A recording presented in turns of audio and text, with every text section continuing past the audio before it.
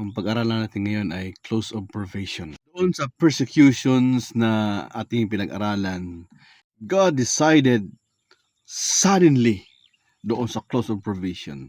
Yung close observation katulad ng sa panahon ni Noah na nangaral siya ng 120 years. Wala man lang nag-respond sa great flood.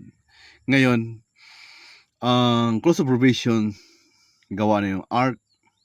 Yung pintuan na yon ay hindi kayang buksan ng sino man. Especially, 7 lang sila.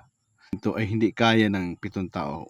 Only God can close the door of Ark of Noah.